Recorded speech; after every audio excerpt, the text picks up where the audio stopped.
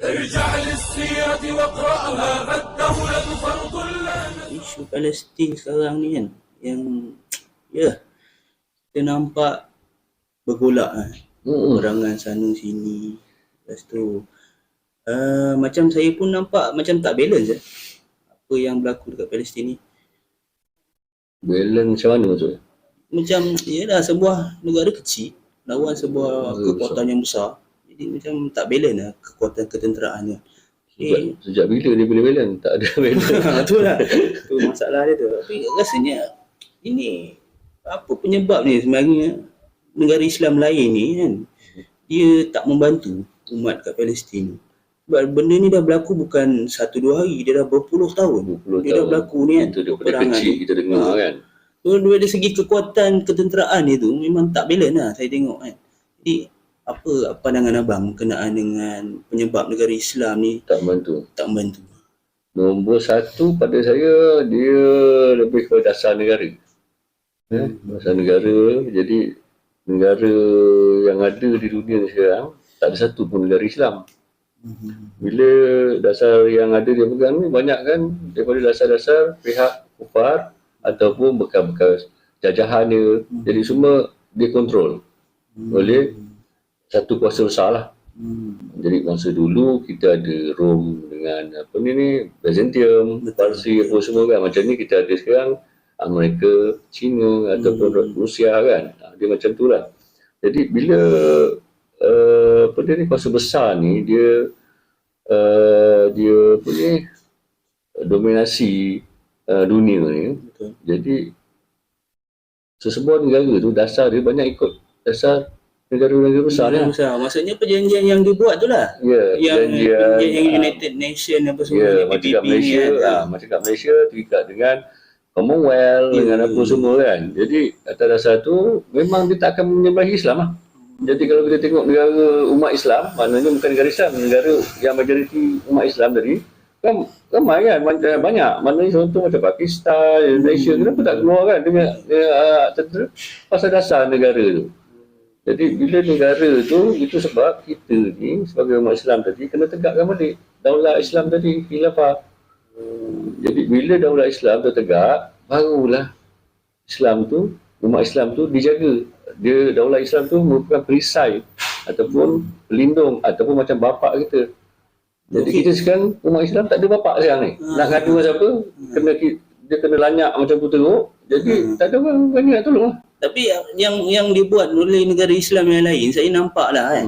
Dia cuma fikir nak boykot, nak buat apa, solidariti kan. Lepas tu sumbangan yang tak berkesudahan lah. Maksudnya itu saja ke yang selayaknya orang Islam ni buat. Itulah nombor satu tadi. Okeylah, yang beri sumbangan, derma ke apa semua, insyaAllah lah dia dapat pahala. Tapi Islam, kalau kita sebagai Islam sebenarnya dah jauh daripada Islam sekarang ni. Jadi dia orang ambil tindakan semua bukan daripada kacamata Islam, daripada tarekat ataupun macam mana Nabi kita buat. Macam boykot kan. Zaman Nabi tak pernah boykot. Nabi kena boykot dia. Betul Kan? Jadi boykot ni, cerita boykot ni, bila maknanya pihak musuh Islam ni tak berjaya memandulkan, meracuni pemikiran umat Islam atau kita cakap sihirkan umat Islam tadi kan, dengan doktrin dia. Jadi umat Islam sekarang tak berfikir ke arah Islam, fikir ke arah macam dia orang ni kan. Jadi macam solidariti yang banyak yang kita tengok satu dunia sekarang ni rasanya. Betul. Ya, satu dunia. Jadi kebanyakan dia orang atas emosi. Kemanusiaan dia lebih melibatkan emosi. Jadi kalau melibatkan emosi, bukan orang Islam, orang kafir pun tengok kesian. Saya tengok dalam medsos, ada orang kafir cakap, kesian kata dia, saya nak sumbang, non-Muslim boleh tak menyumbang? Dia cakap dalam tu, budak orang Islam dia, boleh kata dia. Jadi orang Islam, orang bukan Islam pun nak menyumbang. Itu atas dasar apa? Kemanusiaan. Tapi dia Islam bukan macam tu kan. Jadi contoh kitanya umat Islam kita tengok atas dasar kemanusiaan tadi, ikut macam liberal lah, liberal punya ni. Jadi tak ada penyelesaian pun. Maknanya kita kasih makan, bantuan, orang datang rompak rumah kita, kena cererang kita, lepas tu kita tak boleh tangkap rompak. Kita pergi rawat orang dalam tu, awak luka, kena jahit apa semua sekali kan. Besok orang empat tu datang lagi. Kita tak kisah apa empat tu. Maknanya yang mangsa tak jadi apa, tak dapat pembelaan, cuma dapat rawatan je lah. Tapi yang pemangsa tadi, dia sikit tak, dia tak bahaskan, dia tak tekan kat situ kan. Jadi itulah masalah sekarang, pasal jauh daripada Islam. Jadi kalau kata boikot ni tak kesan, habis kita kan ada agamawan yang cendekiawan kan, dia cukup hebat berkenaan dengan Al-Quran, hadis, terjemahan dia tu kan. Ya. Kan? Apa pula tanggungjawab, apa tugas dia sebagai berkenaan isu Palestin? Dah berpuluh-puluh tahun. Benda ni still tak ada apa cakap, dalam bahasa perubatan tak ada ubat dah untuk pembebasan Palestin tu. Jadi agamawan ni ialah, especially saya rasa awak masukkan agamawan yang berautoriti lah, betul. Okay. Jadi bila berautoriti, dia orang makan gaji. Jadi bila takkan bos tak cakap apa, dia nak lebih-lebih. Betul. Majikan lah ni. Majikan dia kan. Jadi itulah bila sudut pandang bukan sudut pandang Islam, lebih kepada manfaat ataupun macam sekarang kita ni sistem ekonomi kita, sistem kapitalis, lebih kepada manfaat. Kan? Walaupun itu sebab Rasulullah SAW dia pernah cakap dia paling takut di akhir zaman dengan pada umat dia bukan Dajjal. Ulama su' ataupun ulama salatin ataupun ulama jahat tadi yang menyesatkan. Jadi itu yang dia paling takut. Jadi kita tengoklah apa dia kata ulama su' tu macam mana. Ulama yang mendatangi penguasa. Contohlah ulama pun dah, ataupun agama-agamawan ni dah mengeluarkan fatwa dia. Iaitu fatwa jihad lah di bumi Palestin tu. Jadi apa pula tugas seorang pemimpin, iaitu pemimpin Islam ni, untuk menggerakkan sokongan dekat Palestin tu?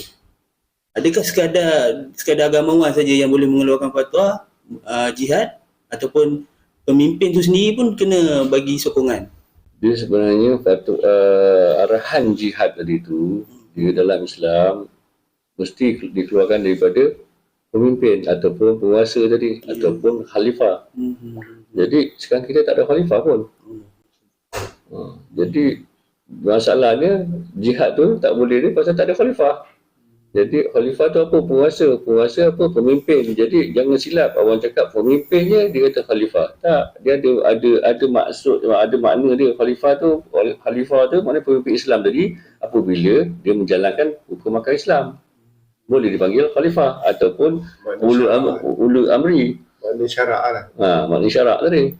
Jadi kalau cakap pemimpin je negara Islam dia kata itu khalifah, tak ada ke dia, kita tengok balik dia menjalankan hukum akal Islam tak? Bila dia tak jalan hukum akal Islam, dia bukan dipanggil uli amri.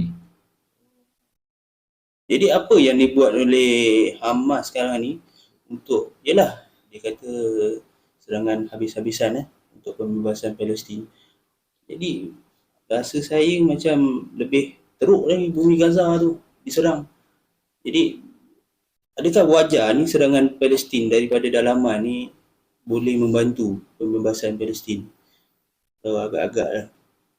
Dari sudut pandangan saya lah, Hamas ni dia adalah lokal punya pertubuhan lah. Lokal. Dia merupakan dalaman punya tentera lah.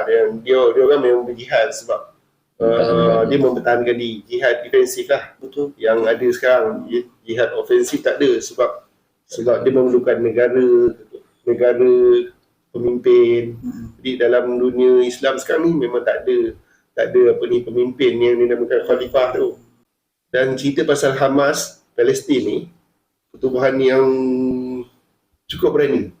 Kalau kalau pepatah kata semua produk tu dihasilkan oleh China, tapi kecuali keberanian. Itu dapat di Gaza. Jadi dia ni satu pertubuhan yang bergerak untuk mempertahankan. Cukup berani. Setengah orang dah lari dah. Betul. Tanah Palestin adalah tanah umat Islam. Yes. Bukan orang Hindu. Jadi tanah itu adalah tanah suci. Maknanya selepas Mekah dan Madinah, dan Al-Aqsa itu adalah kiblat pertama kita, Muslim. Jadi kita kena pertahankan pasal itu tanah kita. Bukan tanah orang sana, bukan tanah umat Islam. Jadi kita sebagai orang Islam memang kena ambil berat dan kena berusaha sedaya mungkin, semampu mungkin untuk memperjuangkan Palestin tadi. Attack Palestin makna Islam diaturkan semua sekali. Kita sebagai rakyat biasa sampai mana, setakat mana kita punya usaha. Askar tadi sampai mana, pemimpin sampai mana. Jadi kalau pemimpin tak berjalan, kita muhasabah dia. Kalau kita dah tahu, kita kena beritahu. Jadi kalau askar tadi kita pergi, kita beritahu, kita buat seruan, kamu askar memang dilatih untuk berperang, apa semua kan saudara kita kat sana. Jadi kita sampaikan, maknanya kita lepaskan tanggungjawab kita. So maksudnya Islam ni sebenarnya dia dalam satu tubuh lah. Ya. Maksudnya salah satu tubuh daripada anggota kita sakit, maksudnya Semua sakit. Itu ada di hadis riwayat Muslim 4685. Maknanya dia kata orang beriman tu dia saling menyayangi, mengasihi, mencintai ibarat satu tubuh. Jika satu anggota tubuh sakit, maka yang lain akan terasa sakit. Jadi sekarang ni kita saya suka nak beritahu maknanya apa perasaan kita tengok saudara kita kat sana. Kena tindas, kita tengok kena bom, budak kecil dilokong, pecah kepala, apa semua sekali kan. Okay. Kebanyakan orang tengok manusia sekarang, saya nak balik cerita pasal musuh Islam tadi dah doktrin yang rosak kita. Kita tengok sebagai atas kemanusiaan. Bukan atas dasar akidah. Jadi macam mana saya nak bezakan atas dasar akidah dengan kemanusiaan. Kemanusiaan tadi kan, orang kafir pun tengok kesian budak tu kena apa semua kan dia kan. Okey. Kita pula kalau nak tahu kita ni atas dasar akidah tadi, kita kena bayangkan yang tu adik kita dia kena. Saudara kita, mak saudara kita, anak buah kita yang kena. Kan perasaan tu dah lain. Kita imbau kembali lah berkenaan dengan sejarah. Ada ke peristiwa-peristiwa yang peristiwa susah dalam untuk kita umat Islam ni membebaskan tanah Palestin? Ada. Kita punya pahlawan yang terkenal ni mana untuk Al-Qusri ataupun Palestin tadi, Salahuddin Ayyubi pembebasannya. Kalau tengok daripada pembebasan Palestin ni, Salahuddin Ayyubi ni sebenarnya dia bukan orang Palestin. Dia orang luar. Dia orang Iraq yang dibesarkan di Mesir. Kalau kita tengok ayat Quran surah Al-Isra, ayat pertama tu, subhanallazi asra bi abdihi lailan minal masjidil haram ilal masjidil aqsa allazi barakna hawlahu linuriyahu min ayatina. Jadi dekat sini Maha Suci yang telah menjalankan hamba-Nya iaitu Nabi Muhammad di waktu malam daripada Masjid Haram ke Masjid Aqsa. Poin yang nak di-highlightkan ni, allazi barakna haulahu linuriyahu min ayatina, yang telah memberkati kami haulahu, di sekelilingnya. Maksudnya ialah tanggungjawab orang-orang sekeliling ni pun diberi barakah kan. Untuk membebaskan Palestin itu sendiri. Kalau di Jazirah Arab, dia antara orang-orang yang memberi bantuan dari semangat apa semua macam mana nak melakukan pembebasan Palestin sendiri. Maknanya ayat ni tadi kalau baca ni barakna haulahu sekeliling. Maknanya kat sini Allah dah macam bagi clue untuk kita. Jadi dia orang luar pada Palestin tadi untuk meraih pahala kat situ. Ya, meraih pahala. Orang berkat kan? Ganjaran dibuka dekat Palestin. Tanah yang berkat. Tapi ganjaran tu orang keliling itu kena ambil. Termasuk juga kita walaupun di jauh ni, kita itulah. Ana tertarik dengan soalan daripada Ustaz Felix Siau kepada penyelidik Palestin lebih daripada 40 tahun lah. Profesor Dr. Abdullah Al-Fatah Al-Uwais, dia kata apa ni, apa sebenarnya orang-orang Palestin nakkan daripada umat Islam yang Umat di Islam luar ni? Bentuk bantuan yang macam mana, jihad ke, sama ada kita perlu berjihad bersama apa semua. Dia kata tak perlu. Dia tak perlu tenaga kita, Kewangan kita. bentuk kewangan tak perlu. Yang diperlukan adalah bentuk pemikiran kepala kita ni, pembebasan pemikiran kita. Sebab pembebasan Al-Aqsa tu sendiri telah di apa ni kan diwujudkan Rasulullah ketika turunnya surah At-Tin. Ini Wazaitun kan. Jadi apa ni, dekat situ apa ni, pembebasan tu kira Rasulullah punya perancangan lebih kurang dalam 18 tahun.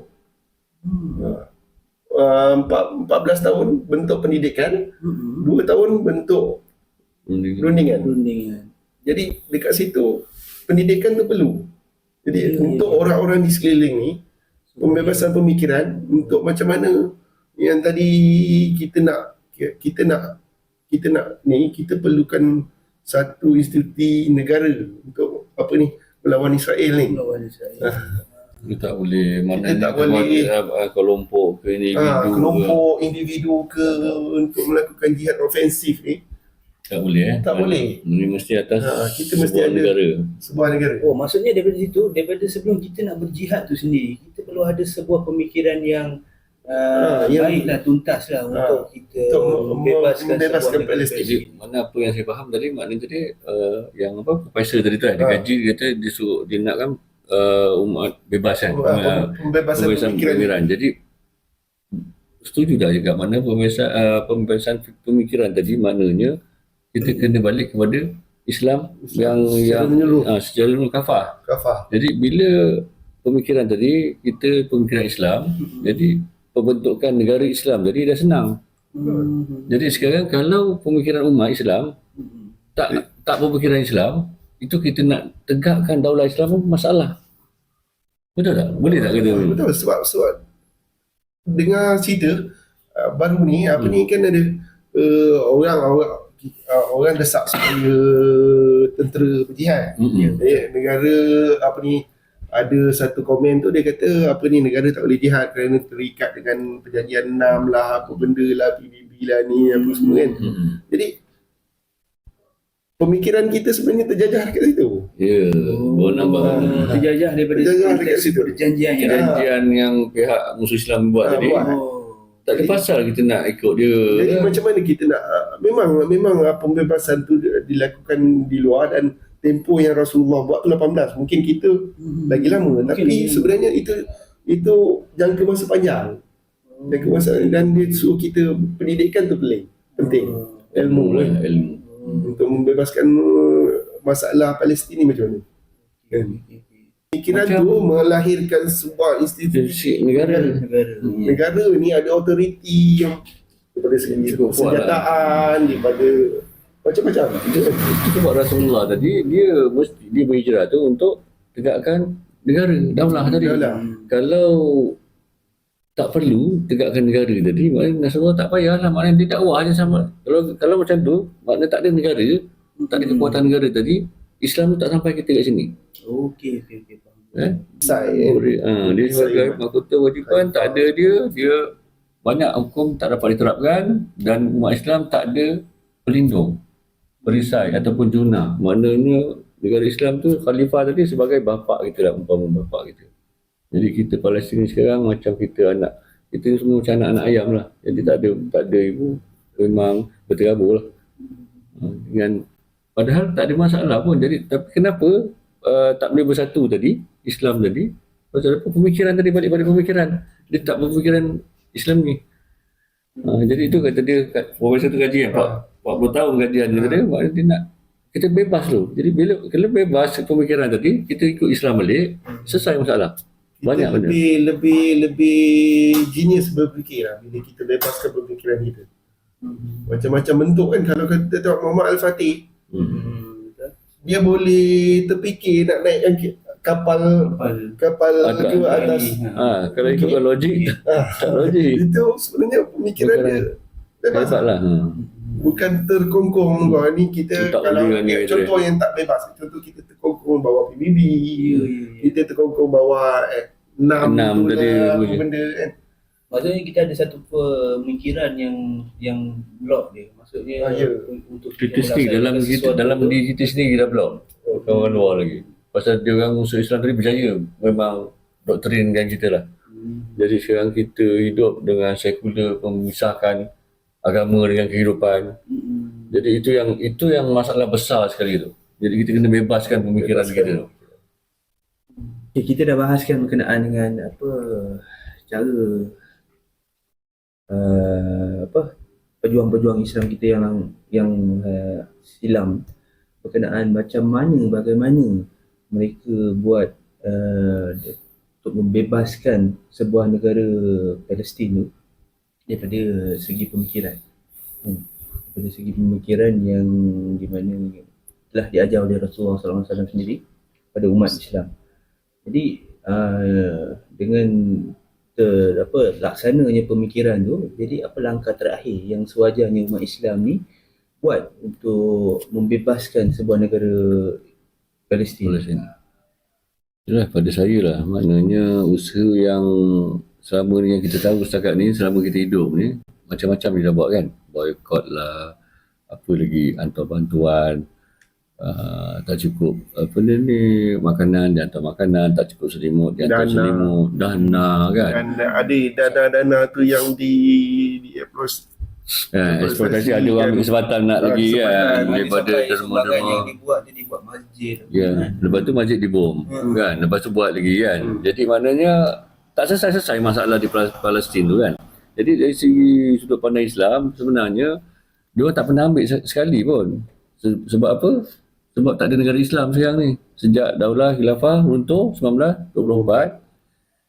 Jadi maknanya tak ada solusi jalan Islam tadi. Maknanya jalan Islam tadi adalah jihad fisabilillah dan tegakkan khilafah. Itu yang tak ada kan.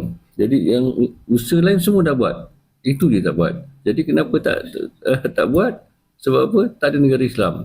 Jadi maknanya kita sebagai umat Islam sekarang, kita kena berusaha untuk menegakkan khilafah ataupun daulah Islam. Itu yang puncanya. Maknanya punca ataupun solusi yang akan menyelesaikan bukan sekat Palestin, Uyghur ke Rohingya ke apa, semua akan selesai bila tertegaknya khilafah.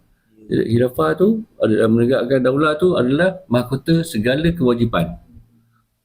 Jadi umul faraid. Jadi kalau tak ada negara tadi, kita tengok negara kita ke tak boleh Islam secara kafah secara menyeluruh tak dapat diterapkan.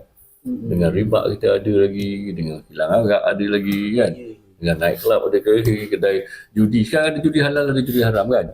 Jadi macam tu lah bila daulah tadi tak tegak. Jadi solusi sebenarnya maknanya kita sekarang ni sebelum pergi ke jihad tadi, kita tegakkan daulah.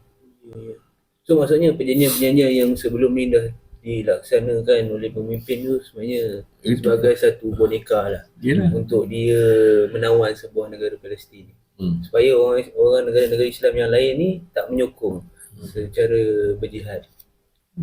Perjanjian yang dibuat oleh pemimpin-pemimpin Islam tu pun bukan berdasarkan ilmu. Yang kita pendidikan yang kita cakap tadi, berdasarkan manfaat. Itu yang dia ambil perjanjian apa? Balfour 1917. Sebenarnya ialah perjanjian tu bukan memenangkan orang Islam, memenangkan pihak penjajah tu kan. Jadi itulah maknanya yang utama sekali pada saya lah, kita kena bebaskan pemikiran untuk menegakkan daulah Islamiyah. Maknanya bebaskan pemikiran tu maksudnya balik kepada pemikiran Islam. Itu maksudnya salah satu solusi tuntas lah. Ya, itu memang tarikat Rasulullah SAW. Maknanya Sebab orang-orang sana memang mengharapkan kita supaya membebaskan dia sebenarnya. Dia orang bertahan dia orang dah terkepung, tak ada buat apa. Orang bertahan dekat sana. Dengan mengharapkan kita orang luar ni yang bebas berfikir Islam ni membebaskan kita. Dengar hari kan, air tak ada kena potong Ya. kan. Apa semua kita tengok, ya Allah. Ni Macam mana. berlaku nasib baik dah. Allah bagi pertolongan. Hujan sampai banjir dekat Israel ni. Ya. Oh. Oh. Baru kan. Banjir dekat. Kalau tidak lagi teruk dia Teruk. serang kita. Jadi dia orang rakyat sana, saudara kita ada air lah kan. Dia dah 3 hari tak ada air. Bayangkan kita tak ada air macam mana. Tak ada api boleh tahan lagi kan. Jadi itulah, jadi kita sama-sama mengindahkan umat Islam. Maknanya kita balik kepada Islam kafah tadi, Islam yang menyeluruh. Jadi itulah setakat ni yang kita boleh bahaskan pada malam ni. فبدون خلافة إسلام الجمع ولو صلى يختلف